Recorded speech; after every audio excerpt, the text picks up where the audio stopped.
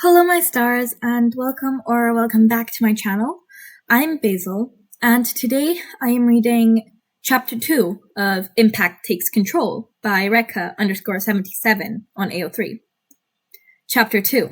Aizawa has questions. Here's the summary. Aizawa trying to figure out the problem child. When Aizawa Shouta revealed the assignment he was doing to his class, he felt a bit of regret deep down in his heart. This exercise was balanced heavily in favor of those with a mutation quirk in the class, like Hagakure, Eijirou, and Shouji. Shouji especially. When he had learned the name Shouji in his class, when he was reading the roster he had been given by the principal, he couldn't shake it from his mind that the name sounded familiar. He rewatched footage from the exam, looking for the particular footage that had one Shouji Mezou present in it. He eventually found what he wanted, an unusually tall and broad teenager with 6 arms, each ending in fists wrapped in layers of cloth, beating up the robots using just the strength of his limbs. Or, so it seemed at first. On his second viewing, Shouta recognized some of the tactics the teen was using, levering every advantage he was given, and some of the more subtler moves the 6-armed teen was pulling. He was also surprisingly fast in Pierce, evidence of years of martial arts training. There was another student like that in another zone. He used his tail as an extremely effective extra limb. He went home that night with the family name Shouji still stuck in his head.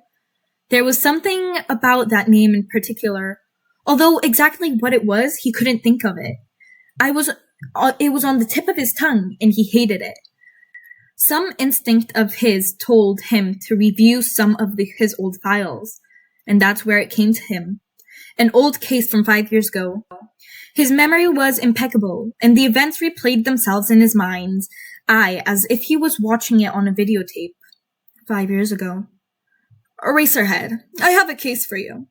Detective Tsukuachi told him he had been summoned to the police station before his patrol by the detective. While many people believe that the age of police is long gone, they're actually needed more than ever. While most heroes appear on television in bright suits and garnished costumes, smacking down the villains bold enough to attack in broad daylight, or criminals out there waiting to earn a quick buck, police do most of the legwork. Everything from finding villains and criminals, because they're still technically in a difference in the eye of the law, to interrogate, imprisonment, forensic analysis, and more. They do much the same work as they did in the pre-Quark era. Then elaborate, detective. I haven't seen much, but I do have a patrol soon. So, Tsukuachi started. One of the low-grade villains, actually he's more of a criminal than anything, confessed to knowing the location of an underground fighting ring. I want you to head to the location and confirm its existence, and then we can plan a large raid. Underground fighting rings. Ever since Quarks exploded, the presence of these rings has proliferated. They're usually well hidden, decentralized, created by dozens to hundreds of different property owners willing to risk a bout with the law to earn money. There's no criminal mastermind that or either he or his contacts would find, and a lot of money to be made. It sounds reasonable. Where is the suspected location? I'll reach out to my contacts and I'll see if I can get in. That's all we can ask of you, Eraserhead. This is all. With that, Shouta left the police station and got on a train towards Chiba, where on the outskirts of the city this place supposedly is. He goes through the list of his contacts, mentally tallying up who is where. The only one who is anywhere nearby is the Vigilante Strike. Their teleportation quirk gives them an advantage they exploit to the fullest. After a few exchanges with the Vigilante, Shouta found the specific address of the bar, as well as what to do and what to say to get into the actual arena. He also got some information about Strike's past. He had been forced to work for a villain organization for over a decade, working in America, but he taught himself Japanese and scurried off to Japan. So, the Vigilante was very happy to give up information that would result in saving people from being forced into something they didn't want to do. A mingling smell of sweat, blood, and booze greeted his nostrils as he made his way down the staircase, alongside a faint smell of bleach, probably to disguise the smell of the first two smells. People within the crowd were yelling all sorts of things. One man who stood head and shoulders above most everyone else, and also had dull gray unicorn horns extending from his forehead, just yelled out, "Spider! Kick his ass!" The only source of light was in the center, where Spider was fighting someone.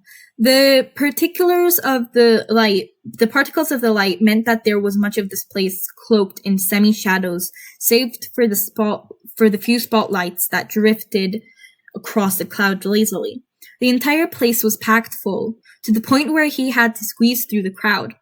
Expertly maneuvering through the collection of people, some waving stacks of money, or various bottles or glasses filled with a variety of colored liquids. It took him a decent amount of time to make his way to the front, changing places with people going out, probably to either make more bets or get more booze. Whatever it was, it allowed him to get to the front in no time at all. What he saw nearly took his breath away. A young boy, maybe 12 or 13, was facing off against a full-fledged adult. While the child looked like it was winning, they still had bruises and cuts all along his body, and across his 6 arms, as well as the skin between them. The reason that this was because his opponent had sharp claws instead of fingertips, and was trying his best to bleed the kid dry. This was the hardest part of his job. The inflation mission specifically. Having to see what a human was capable of doing to another was something he would never get used to. It was part of the reason so few were capable of becoming decent underground heroes. Every punch and scratch the kid took broke his heart, made him want to jump in there and save the young boy, shelter him in his capture scarf, and bring him to a loving family. But he couldn't do that right now. He had a mission to complete, and that meant he had to swallow his emotions and remember the mission. Think about this logically, Shouta. If you manage to break the ring apart, you should be able to save more people. A comment he overheard informed him that this was the last fight. Towards the end of the bout, he left the horrid place, making sure to mutter things like "fucking boring fight" just loud enough so other people could hear him. Taking down the place would be easy. One text message to Detective Tsukuachi and pro heroes would be all over this place in a few hours. Actually, he sent several, one of which included the time of the next battle, something he overheard from a Patreon with wild red curls and blue scales. He had some sort of reptilian mutation quirk about the next battle. It had been hard to parse together his slurred speech, but Shouta had experience with that sort of thing. 2 hours later, he finally saw the young boy and an adult who may have been his father based on the fact they both had 6 arms attached by webbing, leave through the previously unused exit. "You made Dad a pretty penny, Mezou," the now confirmed father said to the child, who he called Mezou. "Of course I did, father. I always do." "Now get Shouji Hitara!" A loud voice yelled, cutting off his father, now identified as Shoji Hitara, who was unsurprisingly quite pissed off about being interrupted. "What do you want, Hatakama Chikaru? I thought I told you to lay off my territory."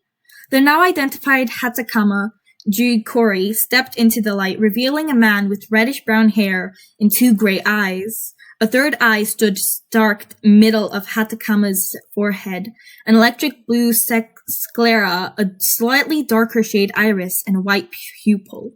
This eye moved independently of the 2 other, swiveling around freely, even turning to look behind his head. In the end, a lovely couple adopted him. It helped that one guy had experience in helping people with trauma, as he was a retired army counselor. He had served his 20 years, and currently works in helping military veterans. Just because quirks didn't exist doesn't mean wars happen.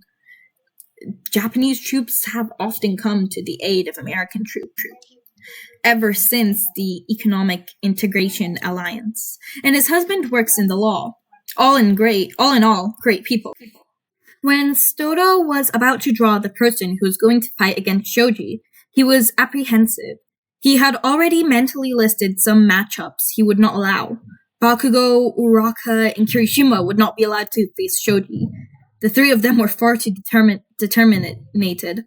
Maybe something else with Bakugo to back down. They could each suffer career-ending injuries over this. They had too much potential to throw away over a simple training exercise. He had been tempted to add Midoriya as well to the list, the problem child too willing to ignore injuries and even hurt himself. But there were some things that just didn't add up. He had reviewed the videos of the first battle trial. Midoriya was far too skilled in combat for it to be normal. He had asked about it in passing, to which Midoriya claimed to have been self-taught. Shouta knew that was utter bullshit, and nobody's self-taught was that good. There had to be something he was missing. He had a few puzzle pieces. So when this matchup was declared, he allowed it, thinking about what he knows of the two. Midoriya likes to think things out, so he'll probably lose. As much as he hates doing this, the problem child isn't giving out any information about himself. The problem child won. The battle was brutal, there was no way of describing it, yet somehow Midoriya managed to eke out a victory. Something was off here. Maybe another review of the footage in store and asking All Might or the problem child's mother for answers, because something didn't add up. Alright, my stars, that is the end of chapter 2. This is recorded right after I recorded chapter 1. I'm trying to record all of these before I head off in about an hour. So I'm kind of rushing, which means I'm stuttering a lot. But I won't be able to record on holiday, and I still want to get videos out to all of you. So here we are. But it is better than some of my old videos that I've had. I'm pretty sure the next one might be the same or a little better, we'll see. But I really hope you enjoyed this one. I like how this time we got the point of view of Aizawa and not just Midoriya from last chapter. And if you guys have any recommendations you want me to read, you can put them down in the comments below, as well as any thoughts and feelings you had on this chapter. I always love to see them. If you guys want, you can go down to the description below where my Discord server is, as well as with my socials, and the link to the fic, where I'd love for you to go and give kudos to the author for this amazing piece of work. I hope to see you all in the next one, and don't forget to eat, sleep, take care of yourselves, and bye my stars.